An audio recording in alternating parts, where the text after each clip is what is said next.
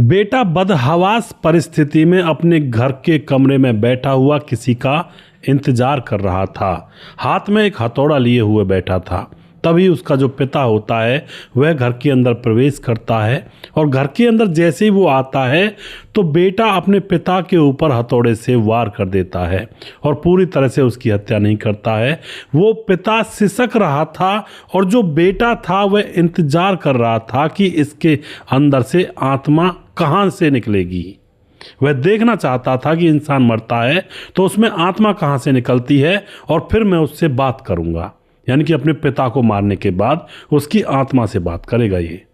लेकिन दोस्तों उसके बाद यहाँ पर जो बाद में उसको दिखता है या बाद में उसके साथ होता है, पूरी कहानी यहाँ पर जानेंगे। वीडियो को लास्ट तक ज़रूर देखा करें। इन वीडियो से हमें बहुत कुछ जानने और सीखने को मिलता है कि जीवन के अंदर, दुनिया के अंदर लोग क्या क्या कर रहे हैं और कैसा कैसा हमें नहीं करना चाहिए। नमस्कार, मैं हूँ सुदेश कुमार। यह घटना घटित होती है केरल के दक्खन के पास। केरल के दक्खन के पास एक प्रोफेसर रहा करता है जो घर का मुखिया है। उसकी पत्नी डॉक्टर है, बड़ी डॉक्टर है, खुद प्रोफेसर है। इनके 2 बच्चे हैं। एक बेटी है कैरोलिन जो कि चाइना में रह कर के मेडिकल की पढ़ाई कर रही होती है। एक इनका बेटा है जिसका नाम होता है कैडल जैनसन राजा, तो हम इसको राजा नाम बोल देंगे, बड़ा नाम है। तो एक बेटा राजा है जो कि इनके साथ रहा करता है। अब क्या होता है दोस्तों, कैडल जॉनसन राजा का मन पढ़ाई में नहीं लगता है।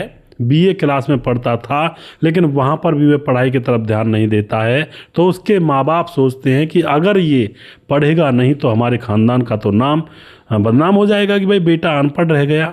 उसके बाद अपने बेटे को पढ़ाने के लिए उसको भी ऑस्ट्रेलिया भेज देते हैं और डॉक्टर की पढ़ाई में एडमिशन उसका करवा देते हैं। लेकिन दोस्तों बेटा तो बेटा था। अब वह वहाँ चला जाता है, लेकिन वहाँ पर जाने के बाद अब जो माँ बाप होते हैं ये सोचते हैं वो तो भाई बेटी भी अच्छी पढ़ रही है, बेटा भी अच्छा पढ़ेगा तो हमारा जो परिवार है वो ऊपर चलेगा, आगे बढ़ेगा। लेकिन माँ बाप को क्या पता था कि वहाँ पर जाने के बाद बेटा कुछ दिन तो पढ़ता है मेडिकल की पढ़ाई, लेकिन कुछ दिन तक पढ़ने के बाद उसका अब मेडिकल की पढ़ाई में मन नहीं लग रहा था और उसके बाद वह पढ़ाई चेंज कर देता है। वह आ जाता है एआई के कोर्स में एडमिशन ले लेता है। अब आर्टिफिशियल इंटेलिजेंसी में वह एडमिशन ले लेता है, लेकिन अब कुछ दिन के बाद उसका एआई के अंदर भी मन नहीं लगता है और एआई सब्जेक्ट को भी वो छोड़ देता है और फिर गूगल पर एक कोर्स ज्वाइन करता है।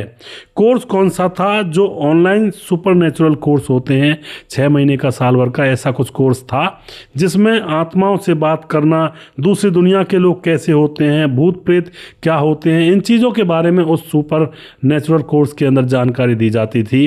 अब तो इस लड़के का मन इस कोर्स में कुछ हद से ज़्यादा ही लग जाता है और अच्छी तरह से डीपली इस कोर्स में वह पढ़ाई करता है ऑनलाइन और बहुत सारी चीज़ों को वह थ्योरेटिकल वे में समझ चुका था, लेकिन अभी प्रैक्टिकल वे में करना बाकी था। उसको पता तो लग चुका था कि भाई इस तरह से हम करेंगे तो आत्मा से बात हो सकती है, या फिर हम ये टोटका करेंगे, ये टोना करेंगे, इस तरह से आत्मा से बात होगी, या फिर इस तरह से जादू होगा।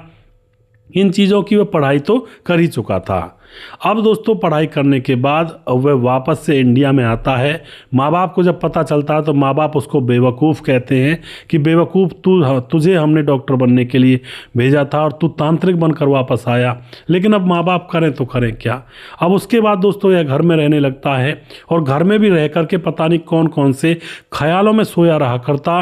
रात दिन सोचा करता ऐसी होगी आत्मा, ऐसे बात कर सकते हैं कि, और जो गूगल से नोट्स वगैरह निकाल कर उनको पढ़ता कि इस तरह से जादू टोने होते, ये होता वो होता है। घर में दादी थी जिसका नाम होता है ललिता, 70 साल की, और माँ बाप थे और बहन थी। अब माता पिता जो कि अपनी ड्यूटी पर चले जाया करते जॉब पर, और बहन भी अब किसी हॉस्पिटल में काम करने के लिए चली जाया करती, क्योंकि अब उसकी बहन कैरोलिन भी घर पर ही आ चुकी थी, पढ़ाई उसकी ख़त्म हो चुकी थी। घर में कोई नहीं रहा करता। इसकी दादी थी, वो भी आंखों से अंधी थी। घर में बैठा बैठा पता नहीं किस तरह के सपने देखा करता और पता नहीं क्या क्या करने की प्लानिंग किया करता और बुड़बुड़ाया करता बैठा बैठा। अब एक दिन यह विचार करता है कि भाई अब तो मुझे आत्मा से मिलना ही होगा, उससे बात करनी ही होगी, और किस तरह से बात की जाए। तो वह विचार करता है कि मेरी बूढ़ी दादी है, अगर मैं इसको मार देता हूँ तो ये जैसे मरेगी और इसकी आत्मा बाहर निकलेगी और मैं उससे बात कर लूँगा। अब ये सोच उसके मन में थी। लेकिन दोस्तों अब वह जैसे ही यह कदम उठाता है, बूढ़ी माँ की हत्या कर देता है। अब कोई शोर शराबा नहीं होने देता, हथौड़े से वार करता है। देखता है बूढ़ी माँ तो एकदम से मर गई और कोई भी आत्मा उससे बात नहीं कर रही है, यानी कि मरने के बाद आत्मा उसको दिखी नहीं। अब बेवकूफ़ बैठा रहता है, आत्मा तो दिखी नहीं, शायद मारने में कसर रह गई या फिर कोई अलग तरीके से मारना था या इस तरह से करना था। लेकिन वह इंतज़ार करता है और ड्यूटी से फिर उसकी जो माँ होती है प्रोफेसर, जो माँ होती है डॉक्टर, वह ड्यूटी से आती है और उसके बाद वह फिर दोस्तों कहता है कि अब मैं माँ के साथ भी यही करने वाला हूँ और इनकी आत्मा से बात करूँगा। फिर दोस्तों हथौड़े से माँ की भी हत्या कर देता है। अब माँ की हत्या करने के बाद फिर से देखता है कि कोई आत्मा उसको दिखाई नहीं दी। अब तो यह जो वार था यह भी खाली चला गया।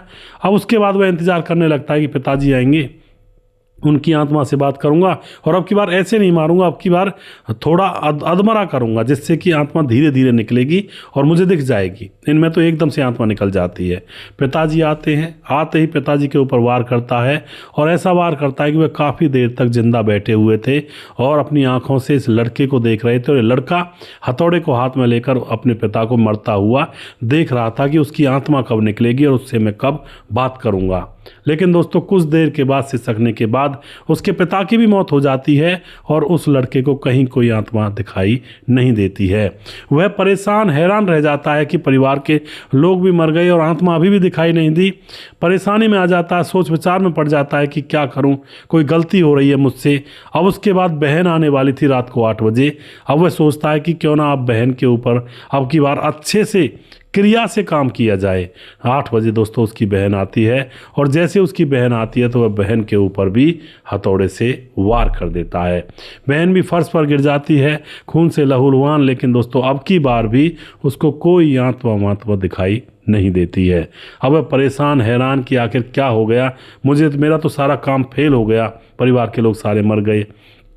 सारी चीज़ों को वहाँ से वह साफ करता है, खून वगैरह को, लाशें अंदर कमरे में डाल दी गई थी और उसके बाद घर से बाहर निकल जाता है। घर से बाहर बाद हवास सा कभी पार्क में बैठा रहा करता, कभी कहीं बैठा रहा करता। आस पड़ोस के लोग देखते हैं कि भाई ये अकेला रहता है, इसके माँ बाप आखिर गए तो गए कहाँ, और ये पागलों जैसी बातें करता है। तो अड़ोसी पड़ोसियों को शक होता है क्योंकि इसके माँ बाप जब निकलते ही नहीं घर में से तो पड़ोसी देखते हैं कि क्या हुआ जो वह लोग निकलते नहीं हैं। उसके बाद पुलिस को फ़ोन किया जाता है, पुलिस आती है, इस घर के दरवाजे को खोलती है, देखती है घर के अंदर खून पड़ा हुआ है, फैला हुआ, और जो लाशें थी घर वालों को अंदर पड़ी हुई हैं। पूरे इलाके में मातम मन जाता है कि ये आखिर क्या हुआ। अब लड़का वहाँ से गायब था तो पुलिस लड़के को बहुत ही जल्दी रेलवे स्टेशन से पकड़ लेती है और उसके बाद उससे सख्ती से पूछा जाता है तो बताता है कि मैं सिर्फ आत्मा से बात करना चाहता था, मैंने कोर्स किया था गूगल पर और आत्माओं से मिलना चाहता था, लेकिन कोई आत्मा मुझसे मिली ही नहीं। अब तो दोस्तों यहाँ पर सारा राज लोगों के सामने वह खोल देता है और फिर उस लड़के को पकड़कर जेल में डाल दिया जाता है। इस तरह से एक बेवकूफ़ आदमी ने अपने पूरे खानदान को निगल लिया। वो जब उसका डॉक्टरेट कराया जाता है तो वह जब उसकी डॉक्टरी होती है तो मानसिक संतुलन उसका खराब हो चुका था। आत्माओं की बातें पढ़ना, आत्माओं के चक्कर में रहना, भूत प्रेत की कहानियाँ सुनना, इस तरह की चीज़ों में वह लग गया था और गहराई से जानना चाहता था कि आत्मा से मुझे बात करनी है, ये करना वो करना। और ऊपर से पागल तो वह पहले ही था, बस घर वालों ने इस बात की तरफ ध्यान नहीं दिया था कि यह किसी भी पढ़ाई में इसका मन नहीं लग रहा है और ऐसी उल जरूर पढ़ाई में इसका मन लगा है। तो पहले ही समझ जाते घर वाले तो शायद उन लोगों की जान नहीं जाती। तो इस तरह से दोस्तों कई बार जब घर के अंदर किसी की मानसिक स्थिति थोड़ी बहुत ख़राब हो जाती है तो उससे बच कर रहें, डॉक्टरों से इलाज करवाएं और थोड़ा सा उससे दूरी बना कर रहें।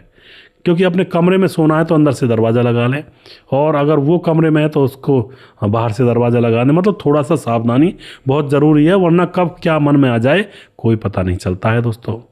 तो आप क्या कहना चाहोगे इस घटना के बारे में, अपनी राय कमेंट बॉक्स में लिख सकते हैं और लोगों के साथ शेयर कर सकते हैं। हमारे साथ हैं राम मोहम्मद यासीन लाहौर पाकिस्तान से, जो कि हमारे वीडियोस पर लगातार कमेंट करते हैं। भाई का बहुत बहुत धन्यवाद करता हूं। उसके बाद राधे श्याम शर्मा सिरसी जयपुर राजस्थान से, जो कि लगातार हमारे वीडियोज़ को देखते हैं। और हमारे साथ राज किशोर चौरसिया महाबलेश्वर महाराष्ट्र से हैं, लगातार वीडियो को देखते हैं। भाई का बहुत बहुत धन्यवाद करता हूँ। और उसके बाद हमारे साथ हैं सुशील चौधरी, हमारे भाई लगातार कमेंट करते हैं, बहुत बहुत धन्यवाद करते हैं भाई का। हमारे साथ हैं जमालुद्दीन गौड़, कमेंट करते हैं, दोनों हाथ से ताली नहीं बजती है। जी बिल्कुल सही कह रहे हैं। यशवंत सिंह चौहान कमेंट करते हैं, और आपके हाथ के ऑपरेशन के बारे में सुना तो बहुत बुरा लगा, सुन के बहुत दुख हुआ। आप कैसे हो? भगवान आपको हमेशा खुश रखे और स्वस्थ रखे। मैं यशवंत सिंह चौहान, गांव तालाब पीपल्या, जिला मंदसौर से। तो यशवंत जी आपका बहुत बहुत धन्यवाद। और जो होनी होती है वो तो होकर ही रहती है, मेरा मानना तो यही है। मोनू यादव कमेंट करते हैं, आपका वीडियो बहुत अच्छा लगता है, ओमान से देखते हैं हम। तो मोनू यादव जी आपका बहुत बहुत धन्यवाद। पूर्णा पत्रा कमेंट करते हैं, हेलो भाई कैसे हो, नमस्ते, आपकी कहानी अच्छी लगती हैं, बहुत बहुत धन्यवाद जी। समाधान पाटिल जलगांव महाराष्ट्र से कमेंट करते हैं, भाई साहब बहुत अच्छी कहानी सुनाते हैं। समाधान पाटिल जलगांव महाराष्ट्र से। और सुजीत कुमार जो कि कमेंट करते हैं, गुड मॉर्निंग जी। शौकत अली कमेंट करते हैं, सुरेश भाई नमस्कार, मैं शौकत अली और जो कि दिल्ली से मैं आपकी कहानी सुनता हूँ, बहुत बहुत धन्यवाद जी। और उसके बाद हमारे साथ राम गोसाई कमेंट करते हैं, मुकेश कुमार यूपी 83 से हैं, रवि कुमार कमेंट करते हैं, संजीव कुमार कमेंट करते हैं, रजत सैनी हैं, सूरज डी अमर भाई लगातार कमेंट करते हैं। और जिस भाई का नाम रह गया उस भाई का नाम अगले वीडियो में ज़रूर लूँगा। अगला वीडियो बहुत जल्दी फिर से लेकर आऊँगा। तब तक आप खुश रहें, सावधान रहें। जय हिंद, जय भारत।